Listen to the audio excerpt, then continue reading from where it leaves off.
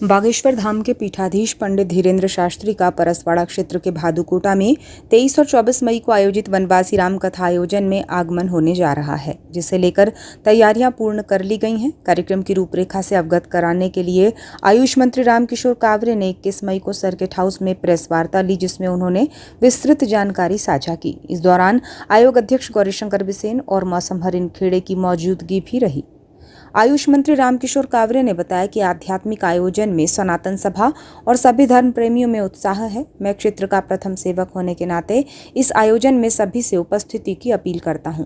उन्होंने बताया कि आगंतुकों के लिए पार्किंग व्यवस्था चारों क्षेत्र के लिए रखी गई है, जिसमें बैहर की दिशा से आने वाले वाहन मंडी प्रांगण, मंडला नैनपुर की ओर से पहुंचने वाले वाहनों के लिए चंदना और बालाघाट की दिशा से आने वालों के लिए उपयुक्त पार्किंग व्यवस्था रहेगी। ठहरने के लिए छात्रावास भवन में व्यवस्थाएं होंगी। साथ ही भोजन और पानी का पर्याप्त प्रबंध किया गया है। सुरक्षा की दृष्टि से जिला प्रशासन और पुलिस विभाग रहेगा। यहां स्वास्थ्य सेवाओं को भी अपडेट रखा जाएगा। उन्होंने बताया कि वनवासी राम कथा शाम 5 बजे से शुरू होगी और 25 मई रात को 8 बजे के बाद पंडित धीरेन्द्र शास्त्री द्वारा दिव्य दरबार लगाया जाएगा। उन्होंने बताया कि लगभग 1000 सेवादार यहां श्रद्धालुजनों की सेवा में जुटे रहेंगे। 23 मई और 24 मई को राम कथा आयोजित है और उस कार्यक्रम के निमित्त पंडित धीरेन्द्र शास्त्री जी हमारे परसवाड़ा में आएंगे। चूँकि मैं प्रथम सेवक उस विधानसभा का होने के नाते आप सब के माध्यम से ये जानकारी हमारे बालाघाट ज़िले के और हमारे प्रदेश के सभी प्रदेशवासी जो आध्यात्म रूप से प्रभु राम को मानने वाले और सनातन धर्म को मानने वाले ऐसे धर्म प्रेमी उनके कार्यक्रमों में आते हैं, तो उसी कार्यक्रम के निमित्त उन सबको मैं आमंत्रित करता हूं सेवक होने के नाते, प्रथम सेवक होने के नाते।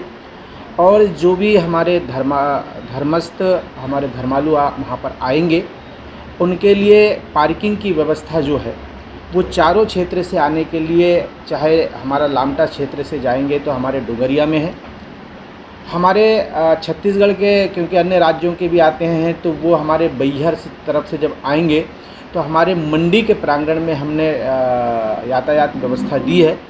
हमारे डिंडोरी है, मंडला है, जबलपुर के साइड से आएंगे तो वो हमारा चंदना साइड में, ऐसे चारों तरफ से हमारी व्यवस्था पार्किंग की है। रुकने की व्यवस्था, जितने भी हमारे वहाँ पर छात्रावास हैं, हमने सरकारी रूप से रसीद कटवा के जो नॉमिनल जो फीस है संपूर्ण अनुमति लेते हुए हमने रुकने की व्यवस्था जो हमारे श्रद्धालु आएंगे उनकी व्यवस्था की है।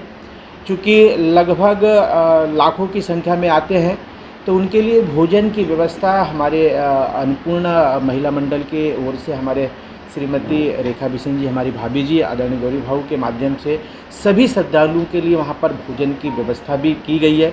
संपूर्ण पानी के लिए, क्योंकि गर्मी का सीजन है तो पानी की व्यवस्था हमने प्रशासन से आग्रह करके वनवासी सेवा समिति ने आग्रह किया है कि क्योंकि भीड़ बहुत रहेगी तो सुरक्षा की दृष्टि से वहाँ पर प्रशासनिक व्यवस्था उपलब्ध कराएंगे। ऐसे हमने पुलिस प्रशासन से वहाँ पर मांग भी की है। और चूँकि गर्मी का सीज़न है और धूप ज़्यादा तेज़ पड़ेगी, उसके लिए स्वास्थ्य सुविधा सारी व्यवस्थाएं हमारे जितने भी हमारे उप स्वास्थ्य केंद्र है, पीएससी है, सीएससी है, उसको अपग्रेड रखे हैं ताकि, और वहाँ पर मेडिकल ऑफिसर की उपस्थिति रखें ताकि किसी प्रकार के किसी का स्वास्थ्य का विषय आएगा तो हम तत्काल वहाँ पर।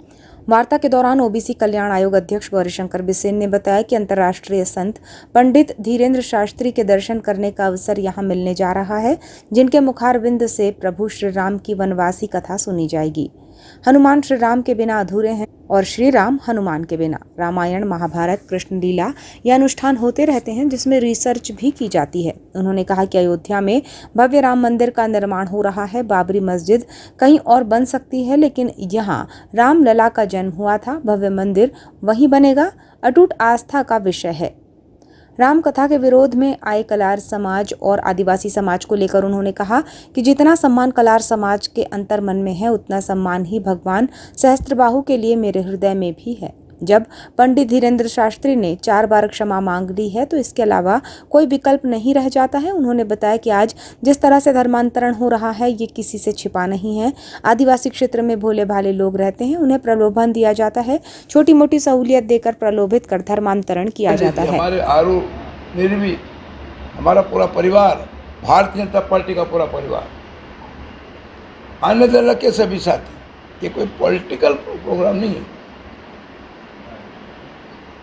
आपको याद होगा कि पिछली बार सभा में स्वर्गीय नंदू सुराणा जी पूरे टाइम रहे, तो कांग्रेस के बड़े लीडर हैं, ऐसे अनेक लोग रहे। राजनीतिक नजरिए से ऊपर उठकर राष्ट्र को मजबूत करने के लिए और धर्मनिरपेक्षता की परिभाषा को और सुदृढ़ करने के लिए कार्य करते। ये पूरा का पूरा कार्यक्रम नॉन पॉलिटिकल है। न मैं हिंदू बनूंगा, न मुसलमान बनूंगा, इंसान की औलाद हो, इंसान बनूंगा। एक इंसान का मानव के रूप में जन्म लेने वाला क्या धर्म है, क्या कर्तव्य है, उसको प्रमाणित करने वाला है। आज बड़े पैमाने पर धर्मांतर हो रहा है, किससे छिपा है भाई? धर्मांतर कहाँ हो रहा है? यहाँ पर भोले भाले लोग बसे, किससे छिपा है? कि बैयार में और जंगलों में छोटी मोटी सहूलियतें देने के नाम पर हम हिंदू धर्म के लोगों को अन्य धर्म में लेने के लिए प्रलोभित किया जाता है, प्रलोभन दिया जाता है। सेवाओं के आड़ में हमारा धर्मांतर हो रहा है। तो क्या हिंदू धर्म को जीवंत और यशस्वी रखने के लिए हमें आगे आना नहीं चाहिए? हिंदू धर्म को जीवंत रखने के लिए क्या हमें आगे नहीं आना चाहिए? यह आयोजन राजनीति से प्रेरित नहीं है, गैर राजनीतिक है और यहाँ सभी का स्वागत है। हिंदू धर्म को प्रभावित करने वाला आयोजन होने जा रहा है। इधर पंडित धीरेन्द्र शास्त्री महाराज के 2 दिवसीय वनवासी राम कथा आयोजन के लिए 23 और 24 मई को परसवाड़ा के भादुकोटा में पहुंचने का आग्रह करने के लिए 21 मई की शाम नगर में आमंत्रण पत्र बांटे गए। मौसम हरिनखेड़े के नेतृत्व में सनातन सभा, धार्मिक संगठन और भाजपा पदाधिकारियों ने शहर में पैदल घूमकर लोगों को आमंत्रण पत्र दिए और वनवासी राम कथा में पहुंचने का अनुरोध किया।